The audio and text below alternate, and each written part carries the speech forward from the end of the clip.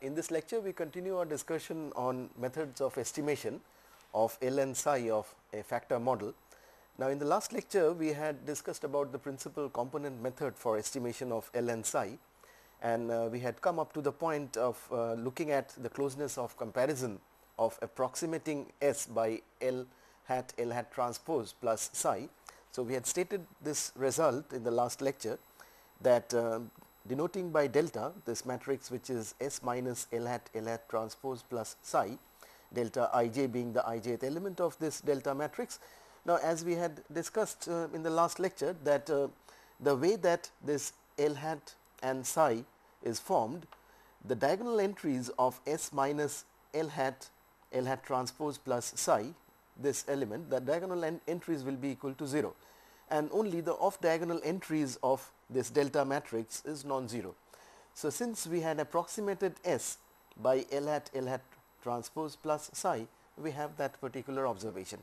Now, under such a situation, we will have this sum of squares of the entries of this delta matrix bounded by the sum of squares of the eigenvalues from m plus 1 to up to p, the smallest p minus m eigenvalues to be the quantity which actually bounds this term here, which is the sum of squares of all the entries of this delta matrix. So, the result states that a summation over ij of delta ij square, this is less than or equal to I equal to m plus 1 to p lambda I hat square. So, the first thing that we will do in this lecture is to prove this particular result, which gives us a bound on the approximation which we get from the factor the principal component method. Now, first we realize that the diagonal entries of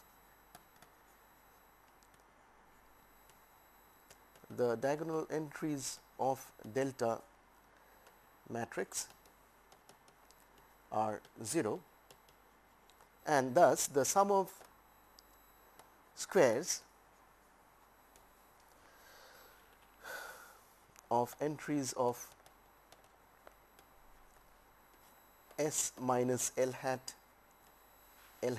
transpose minus psi, this is less than or equal to the sum of squares of entries of this S minus L hat transpose, because we are going to have the diagonal entries of these to be equal to 0. The diagonal entries of S minus L hat transpose are non-zero, and hence the sum of squares of of all the entries of S minus L hat transpose minus psi will be less than or equal to the sum of squares of entries of S minus L hat transpose. Now, if we look at this left hand side here, that is nothing but trace of delta square, which of course, as we have denoted, that is equal to double summation over ij, this delta ij square. So, this is less than or equal to sum of squares of entries of this S minus L hat transpose matrix. Now, we will look at what this sum of squares entries of S minus L hat transpose is, and then we will have that quantity to be equal to this upper bound. Now, let us look at how we had defined S through the eigenvalue eigenvector pairs. So, S as it was defined, it is lambda 1 hat E 1 hat, then this was of order p. So, this is lambda p hat E p hat, this into the transpose matrix, which is lambda 1 hat E 1 hat transpose, and the last entry being lambda p hat times E p hat transpose vector, right. That is, this S is equal to lambda 1 hat E 1 hat E 1 hat transpose plus, I will just write this mth term here, the mth term is lambda m hat e m hat transpose, this plus lambda m plus 1 hat e m plus 1 hat e m plus 1 hat transpose, 2 up to the last term, which is lambda p hat e p hat e p hat transpose, right. Now, if we look at this part here, there is a reason why I have written all these terms here up to m and beyond m. So, if we look at the first m terms, these first m terms are going to come if we look at L hat transpose matrix. In other words, this S can be written as, this is the first m terms contribution to S is basically L hat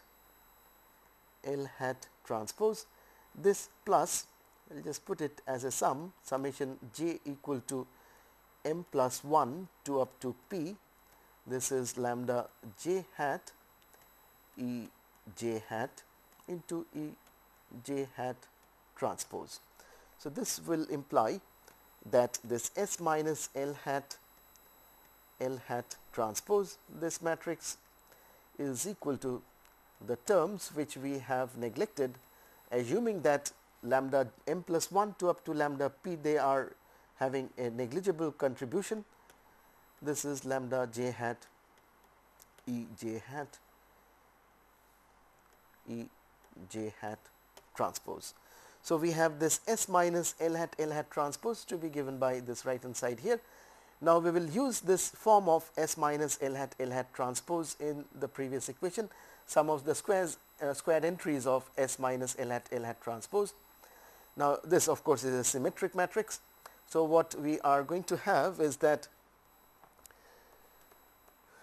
this trace of delta square from the previous equation is less than or equal to trace of this S minus L hat transpose, this square. Why is that so? Because we are looking at sum of squares entries of this symmetric matrix, and hence we are writing that in terms of the trace of this S minus L hat transpose square.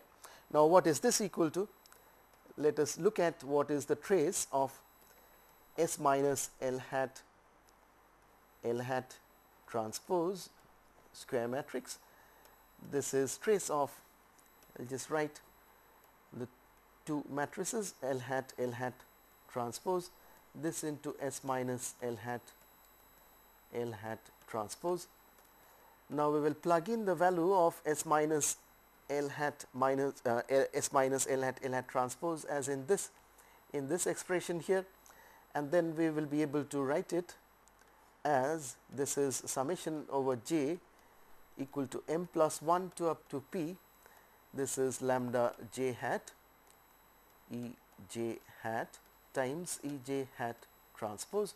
So, that is this matrix, and then product by the same thing here, j equal to m plus 1 to up to p lambda j hat e j hat times e j hat transpose, right. Now, if we look at this particular product here inside the trace, what is going to happen is that we recall that this E1 hat, E2 hat up to EP hat, they are orthonormalized eigenvectors corresponding to the eigenvalues, and hence if we are looking at a particular j here and a j prime in this summation, then the product will make that product will be equal to 0, because we will be looking at multiplication of E j hat prime times, if we look at another j prime here, then it would be E j hat prime multiplied by E j prime, and that would be equal to 0, because the vectors are orthonormal, and hence only the terms for which the same index in this sum and the same index in this sum are multiplied, and that would lead us to the following expression, which is summation j equal to m plus 1 to up to p lambda j hat times this E j hat E j hat transpose times the same quantity from the other summation, same index. So, that is lambda j hat times E j hat times E j hat transpose.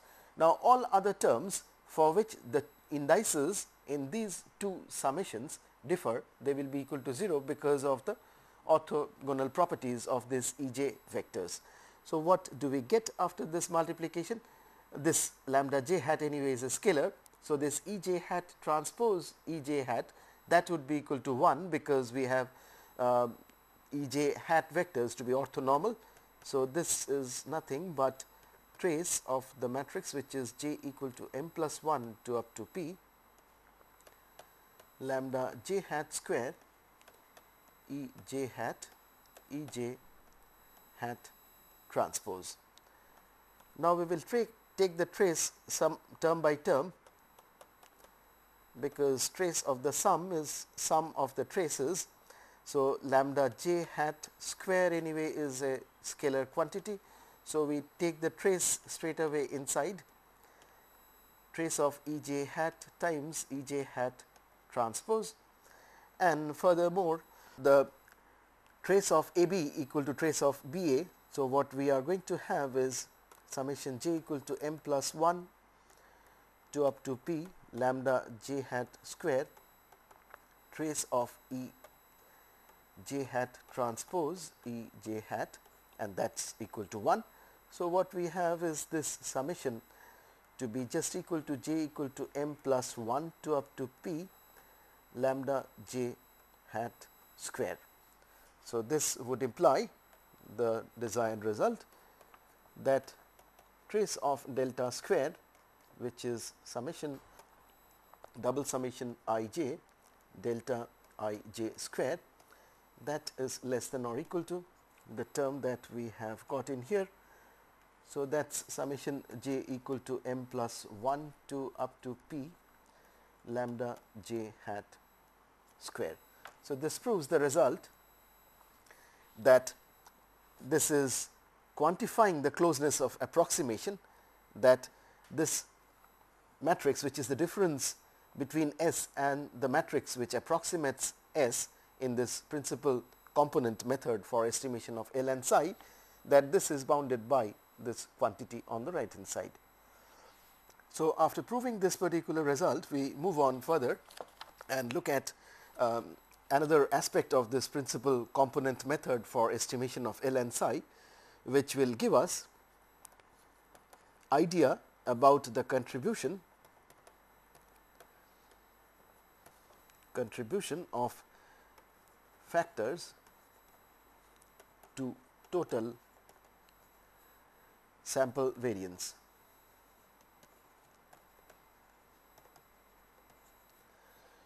Now, in order to see the type of contributions that a particular factor would be having, contribution of factors to total sample variance, we recall that in this principal component based method, we have this SII to be equal to summation Lij square, Sij equal to summation Lij square, j equal to 1 to up to m, this plus Lij hat square, actually this plus psi I hat. So, this is what is the expression for approximation, that we are going to approximate SII by this particular term, and from here we can say that the contribution of the first factor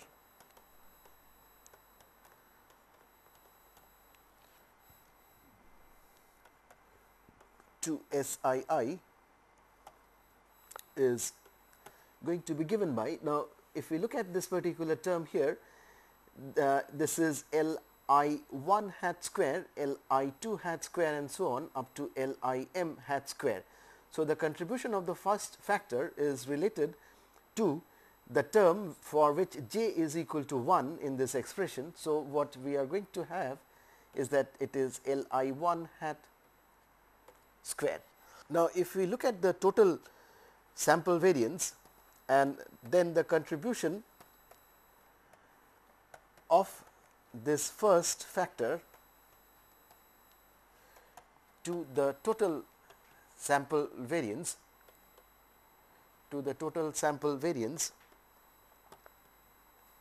Now, what is total sample variance? Total sample variance is trace of the S matrix, which is equal to S11 plus S1 S22 plus up to SPP. This is a p-dimensional random vector that we are considering. So, the contribution of the first factor to the total sample variance would be from these expressions. So, we will have that contribution to be equal to L11 hat square. So, this is the contribution of the first factor in S11. Similarly, the contribution of the first factor to S22 would be given by this expression. This is L21 hat square and so on, this up to the contribution of the first factor on the pth component, that is SPP, would be given by L hat, this particular term. So, this is the total contribution of the first factor to the total sample variance, which is given by trace of S, which is a summation of SII's, I equal to 1 to up to P, is this particular quantity. Now, it is interesting to see what this term is actually equal to. If we look at the L hat matrix in this principal component based methods, this L hat, which is of the dimension of L by P, P by M, this is given by root over lambda 1 hat E 1 hat and so on. This is truncated up to the mth term, the number of factors. So, this is lambda m hat times E m hat, right. So, if we look at this, then the jth column here is this. The jth column is, say I write that as L 1 j hat, L p j hat. Now, that is equal to root over lambda j hat times this E j hat vector. So, we have this as the jth column. Now, if we look back at this contribution term, what we had got, this was the contribution of the first factor to the total sample variance, which was L11 hat square, L21 hat square, LP1 hat square. So, for j equal to 1, what we are going to have is the first column of this L hat matrix, and that is nothing but L 1 hat up to L p 1 hat. Why are we looking at this particular expression? Just to identify that this contribution of the first factor to the total sample variance is nothing but sum of squares of the entries of the first column of this L hat matrix. This is the jth column. So, in general, if we consider any j as in here, this summation, which is L I j, summation I equal to 1 to up to p hat square, that is this, the norm of this particular vector is going to be given by root over lambda j hat E j hat, this multiplied by its transpose, it's lambda j hat E j hat transpose. So, what is this is equal to, because this is E j hat transpose. So, we will have this transpose is on the other side. So, it is root over lambda j hat E j hat transpose into root over lambda j hat E j hat. So, this is going to give us this lambda j hat, and this is E j hat transpose times E j hat. They are orthonormal, and then this is going to be just equal to 1. So, that this particular term is equal to just lambda j hat. Now, this will imply that the expression that we previously got as the contribution of the first factor to the total sample variance is this term is just going to be given by lambda 1 hat, because it concerns this first row here. So, for the particular value that this is L I 1 hat square for I equal to 1 to up to p, this term is nothing but lambda 1 hat. So, this is the way in which actually the contribution of the respective factors to the total sample variance can be calculated. Now, using that we can further say that the proportion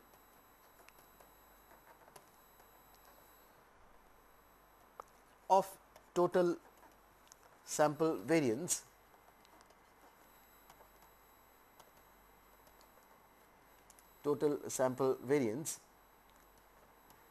explained or captured through first factor is going to be given by lambda 1 hat divided by this trace of S, which is going to be that summation, which is lambda 1 hat divided by summation of S I terms I equal to 1 to up to p. In a similar way, the contribution of say k factors, the first k factors can be defined. So, this also can be extended. So, the proportion of total sample variance explained by first k factors would be given by the first k factors would be associated with the first k eigenvalues. So, this is I equal to 1 to up to k, this divided by summation I equal to 1 to p S I and so on, right. So, this gives us a way actually from the principal component based method that how we can actually quantify the contribution of different factors in explaining the total sample variance, which was the basic objective actually to capture the variance covariance structure, and as a byproduct we are looking at these outputs. That will conclude this method of principal components. Now, we will look at another method of estimation.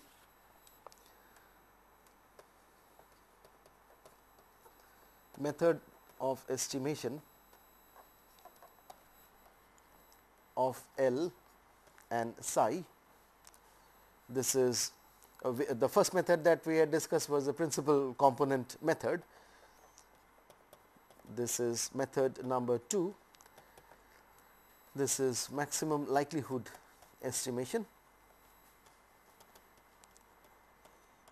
Maximum likelihood estimation of L and psi. Now, once we say that it is maximum likelihood method of estimation, we would require certain distributional assumption on this the random variables concerning the system, and we will have to impose certain conditions, certain distributional assumptions. Now, suppose from this m factor model x minus mu equal to LF plus epsilon, we have the joint distribution of the random vectors involved on the right hand side. Just recall the dimensions, this is p by 1, this L is the factor loading matrix, p by m, this is the vector of m common factors, and this is the vector of p specific factors. And suppose we have the joint distribution of f m dimensional and that augmented with epsilon vector, which is p dimensional. So, this entire vector here, which is m plus p dimensional random vector, suppose the joint distribution of this is an mp dimensional multivariate normal with a mean vector as a null vector, and the covariance matrix naturally has to satisfy the structure of the factor model. Now, in the factor model, this f vector, which is the vector of the common factors, it has got a covariance matrix to be an identity matrix, and then the covariance matrix of this epsilon vector, the vector of specific factors, is having a diagonal structure which is psi matrix, and the covariance between f and epsilon in such a factor model needs to be a null matrix, and hence we assume that the joint distribution of f and epsilon has got this m plus p dimensional multivariate normal with the mean vector 0, and this as the covariance matrix, right. Now, this would imply that our x minus mu, which is LF plus epsilon, this can be written as L times an identity matrix of order P, this multiplied by this random vector, this f and epsilon. So, if you multiply this, what we are going to get is LF plus this epsilon vector. Now, if we denote this m plus p dimensional random vector by y, we have a result from multivariate distribution theory that if y follows a multivariate normal, now this is a matrix of constants. So, this will, the distribution of this will also be a multivariate normal of the order that is determined through this. What is the order? This is p by m and this is a p by p, right. So, this has got p rows and m plus p columns. So, the order of this matrix, which is L augmented with I p, is p rows and m plus p columns, and hence the dimension of this x minus mu vector multivariate normal, it will be a multivariate normal distribution n p with a mean vector given by this multiplied by the expectation vector of f and epsilon. What is that? That is a null vector. So, this is a null vector and a covariance matrix which we are going to calculate. Now, the covariance matrix, this covariance matrix of L I p, that multiplied by f epsilon, this is going to be given by, this is a matrix of constants. So, this is going to be given by L I p multiplied by the covariance matrix of this. Now, the covariance matrix of this is I m null null psi. So, what we are going to get, this is I m null null matrix psi matrix, and then the transpose of this is going to come here. So, that is L transpose I p, right. Now, if we take the multiplications, what we are going to get is that this multiplied by this is going to lead us to L, and L I p multiplied by this is going to give us psi, and then this is L transpose I p. So, what do we get? We get L L transpose plus psi. Now, what is L L transpose plus psi in a factor model? That is nothing but the sigma matrix. So, we can fill in this particular dot here and say that our x minus mu has got multivariate normal p dimension with mean vector 0 and a covariance matrix equal to sigma. Well, you have the covariance matrix of sigma straight, covariance matrix of x straight away equal to sigma anyway, but we had derived that covariance matrix of this LF plus epsilon through the multivariate normality distribution of this augmented f with epsilon vector. Under the assumption of joint multivariate normality of f and epsilon vector, what we have realized is that this x minus mu has got a p dimensional multivariate normal with the mean vector 0 and a covariance matrix as sigma. Now, we are in a position to frame the likelihood estimation, because we can now write the form of the likelihood function for observation vectors x1, x2, xn, for observation vectors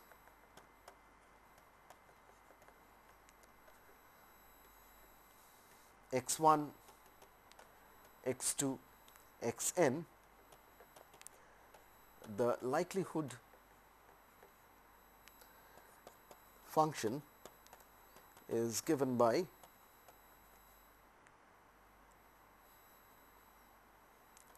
let us denote that likelihood function as L. Now, this is going to be written as a function of mu and sigma given the data x1, x2, xn. So, given x, this is going to be given by 2 pi to the power minus np by 2. Why it is that? Because we have random sample of size n and we have each of the random samples a multivariate normal with dimension p. So, for each of these random samples we will have a 2 pi to the power minus p by 2, that is the dimension of the multivariate normality, and we have n such terms, and hence we have this factor as 2 pi to the power minus n by 2, and then we will have a determinant sigma to the power minus n by 2. From where does this come? If we once again look at the structure of multivariate normal, in the density of each of these we will have determinant of sigma to the power minus half, and since we have n observations we will have this actually leading us to determinant of sigma to the power minus n by 2, that multiplied by the exponent.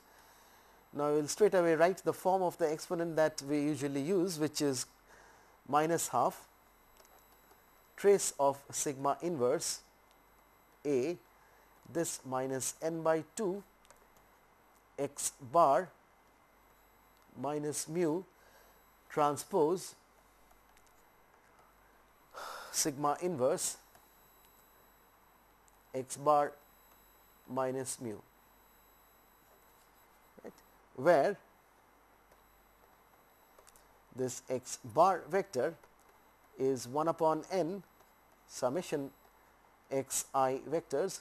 So, it is the sample mean vector obtained from the observations x1 vector, x2 and up to xn, and this A matrix. This is actually the formulation of calculating the maximum likelihood estimators of multivariate normal distribution. So, that this A is j equal to 1 to up to n x j minus x bar vector into x j minus x bar vector its transpose.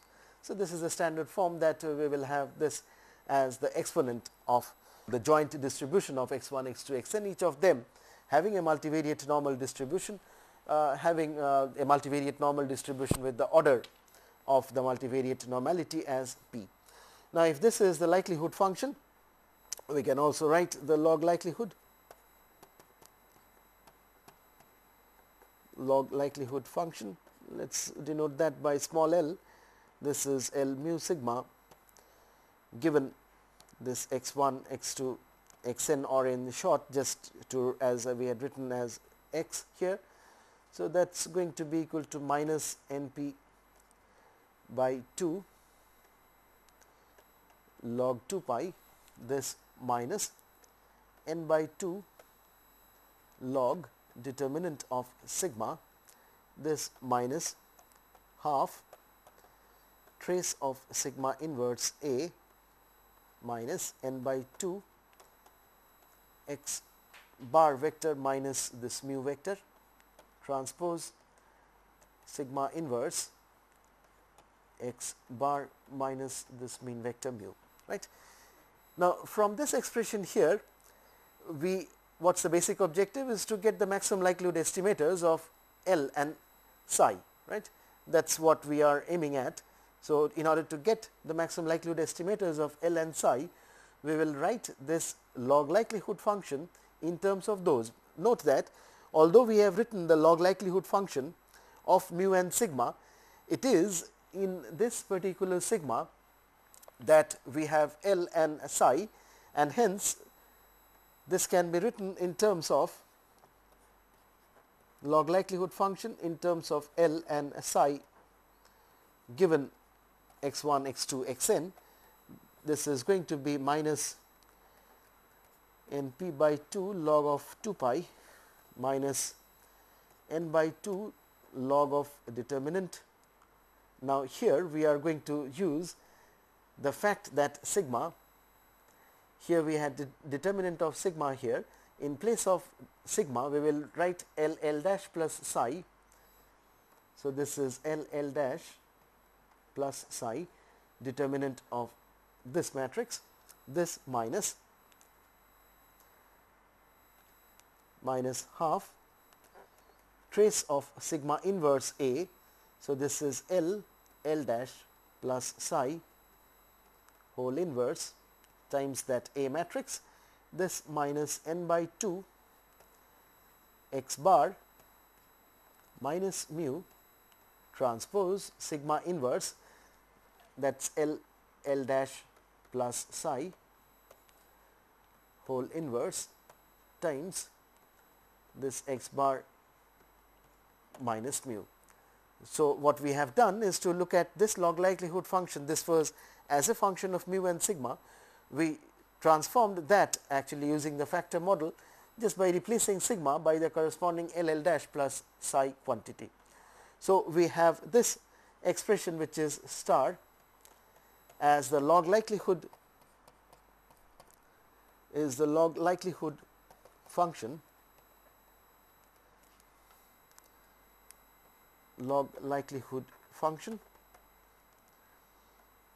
of this mu L psi given the observation set, that is x1, x2, xn. The choice of L is not unique, as we have seen in the M factor model, that the choice of L is not unique, and as such we need to impose certain additional conditions in order to make L unique, and that is the type of condition which is used in order to maximize this, subject to the conditions which would make L to be unique. So, we write this, that since choice of L is not unique, we impose conditions like L dash psi inverse L equal to a diagonal matrix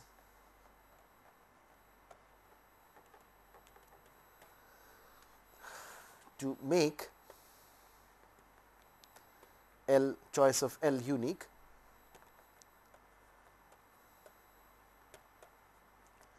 and then maximization of star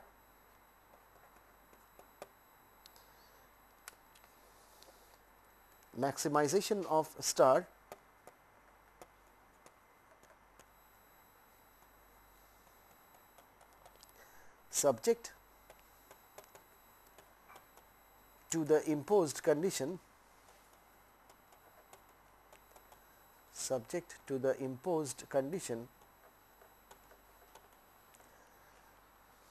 L dash psi inverse L equal to a diagonal matrix gives the maximum likelihood estimators of L and psi, with of course mu hat the maximum likelihood estimator to be given by the usual maximum likelihood estimator, which is x bar. So, using the form star as in here to be the likelihood function of mu L and psi, and using a condition like this to be a given diagonal matrix, we can maximize the star with respect to this condition and arrive at the maximum likelihood estimators of L and psi with mu hat maximum likelihood estimator to be given by x bar. Now, there are other methods of estimation of L and psi when we are talking about the factor analysis model, but we have in this course looked at two such important, most widely used methods of estimation of L and psi. The first one that we had discussed was the principal component based methods, and the second one in a more general setup when we are looking at maximum likelihood method of estimation. So, we will conclude this estimation part here, And to conclude, actually we will just look at one small note which is important, which gives us a large sample test, large sample LRT test for the number of common factors. So, what we are going to address is the following fact, that the number of common factors as such is not known to us, and what is the best way to judge what is the number of common factors that should be used in a particular X vector model. We look at a large sample likelihood ratio test. Now, we are doing this because we have just now actually obtained the maximum likelihood estimators of L and psi, and this large sample likelihood ratio test is based on that maximum likelihood method of estimation. Now, what we are doing here is that we are saying that a null hypothesis is of the form that sigma is equal to L L dash plus psi, with the order of L to be p by m with a chosen p here. Suppose our interest is to test this null hypothesis against the alternate hypothesis that sigma is any other positive definite matrix, any other positive definite matrix. So, we are going to test this. If the null hypothesis is accepted, then we take this m to be the number of common factors as in here. Now, for certain m, as we will see that this might actually get rejected, and then we will accept that that particular choice of m does not hold good for the given observation vectors x1, x2, xn. Now, this testing is to be carried out using the data as in x1, x2, xn. So, based on these n data vectors, we are going to test this null hypothesis against the alternate hypothesis H(a) using the LRT philosophy. Now, the likelihood ratio, as we know, likelihood ratio is going to be given by, this is supremum over script theta naught of the likelihood function. Now, this likelihood function will be under the null hypothesis, meaning thereby we will have mu L psi given this x, the entire data vector, that divided by supremum over script theta. Now, when we talk about script theta, it is with respect to not this factor model, it is with respect to the mean vector mu and sigma being any positive definite matrix. So, we will have to compute this particular term, which is going to be called the likelihood ratio when we are looking at testing of this null hypothesis, and then we will use standard large sample theory of likelihood ratio in order to formulate this testing of H naught against H(a). Now, in order to do so, what we would require is these two supremum quantities. Now, in the unrestricted setup,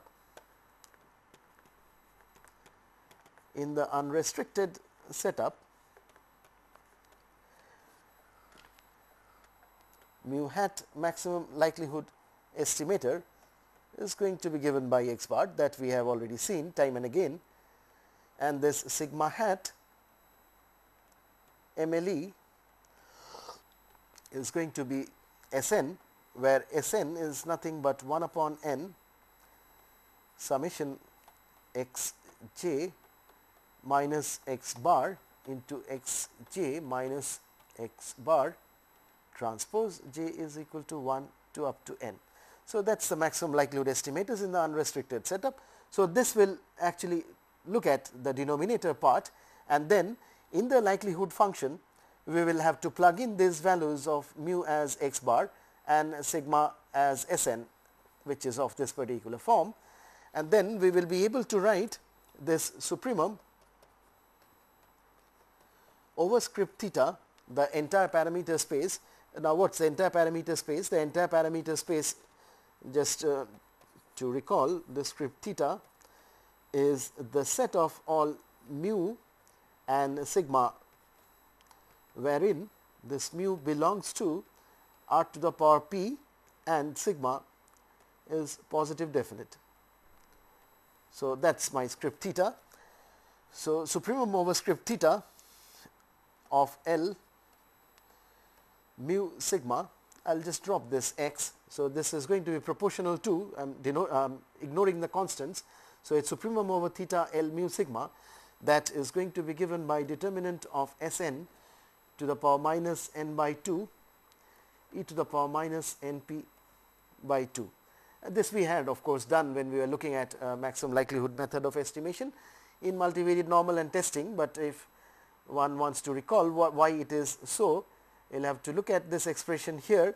So, this is basically the likelihood function. You plug in mu hat equal to x bar. So, this term would be equal to 0. So, plugging in mu hat equal to x bar, this will be a null vector multiplied by whatever sigma hat you plug in, this is going to be that, and this A is this matrix which is n times. So, this A is nothing but n times S n. So, we will have in place of sigma inverse n times S n inverse being plugged in, and what we are going to get is the expression that I had written here. So, supremum over theta L mu sigma is going to be proportional to determinant of S n to the power minus n by 2 e to the power minus n p by 2. Now, suppose L hat and psi hat are the maximum likelihood estimators of L and psi under script theta naught. Now, how we are going to obtain this L hat and psi hat? That is using the method of maximum likelihood estimation that we have just now touched upon. So, using those that technique in order to get to this L hat MLE and psi hat MLE under H naught. Under H naught, how it is going to matter? Under H naught, we will have a fixed m here. Now, for that fixed m, we will actually look at the m factor model, and then that is going to determine that this L hat MLE and psi hat MLE are going to have the dimensions as what is specified through the null hypothesis, that m factor. Now, along with that, we will have mu hat MLE irrespective of this L hat psi hat, that is always going to be equal to this x bar term. Now, if L hat is the maximum likelihood estimator of L and if psi hat is the maximum likelihood estimator of psi, we will have the maximum likelihood estimator of sigma hat by invariance property of the maximum likelihood estimator. We will have this as L hat transpose plus psi hat, where this is the maximum likelihood estimator as we have given in here. This also is the maximum likelihood estimator, right. Now, we are in a position to write this supremum over script theta naught of the likelihood function. Now, this likelihood function will be in terms of mu L psi, this given x, I will just drop it. Now, this one is going to be proportional to terms similar to this. Now, this is determinant of sigma in the likelihood function. Now, sigma is estimated by sigma hat, which is L hat transpose plus psi hat. So, this is going to be proportional to L hat transpose plus psi whole to the power minus n by 2, and here the exponent terms do not cancel out and give us a nice form like the previous one. This is going to be a bit complicated because terms do not cancel out. The second term of course will be equal to 0 because it is x bar minus mu. So, mu hat being equal to x bar will lead the second term to be equal to 0. However, the first term is going to be trace of L hat transpose plus psi hat, this is sigma. So, trace of sigma inverse is this times that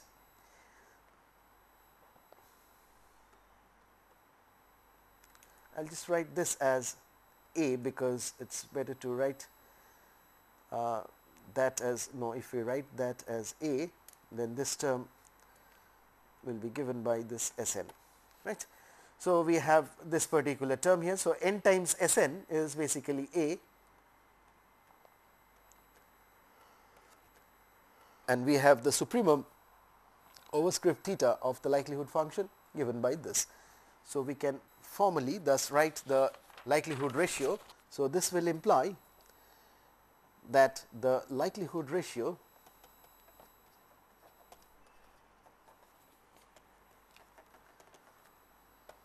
lambda is supremum over script theta naught of L mu L L mu L and psi. This L is corresponding to the factor loadings, supremum over script theta of L mu sigma. So, that this term we can look at what terms we had got earlier, use this form here and use this form here in order to write this particular likelihood. And so, we can use this form and this form here in order to write the final form of this likelihood ratio using asymptotic theory.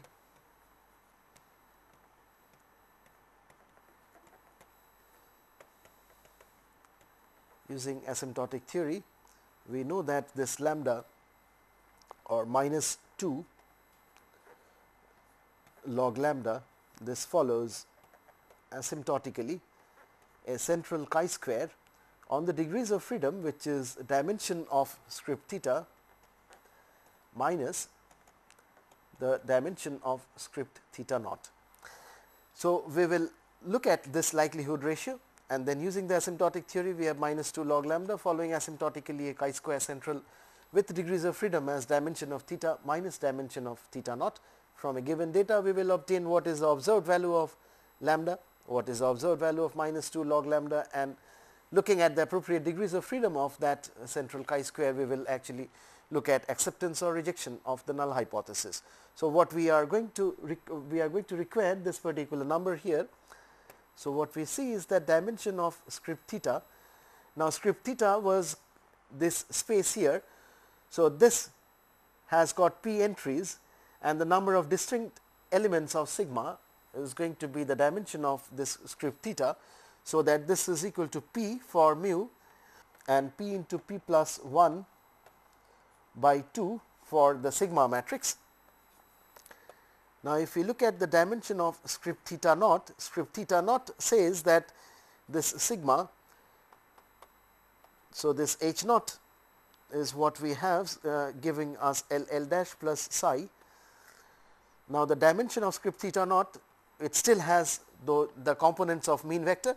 So, that is p of them, and then we will have the elements here and the elements here, which are going to give us, this is Pm. Pm is the number of terms corresponding to the factor loading matrix L. This plus the p diagonal entries of psi are going to give us this. Now, the dimension of script theta naught is something less because of the type of restriction that we had imposed. Now, this is thus going to be the number of restrictions, which is this. Now, what is or how is this one coming? This basically is coming that from the number of restrictions as we take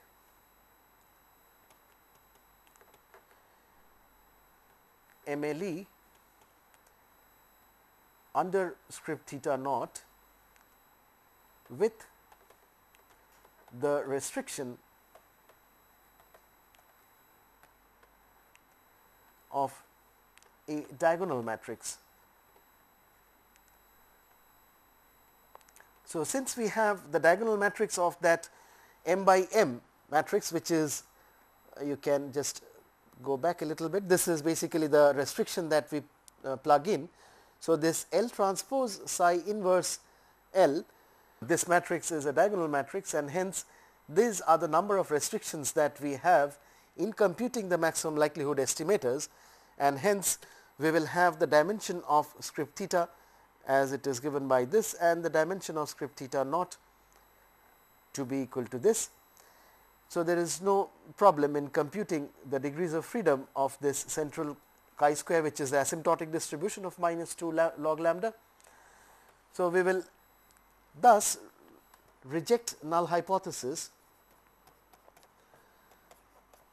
Now, if we look at this likelihood ratio, this is the likelihood ratio. So, when we are going to reject the null hypothesis, if this particular contribution with the numerator term supremum over script theta naught is too small with respect to supremum over script theta, then we usually reject the null hypothesis. So, we will reject null hypothesis if observed minus 2 log lambda is less than the cutoff at a fixed level of significance.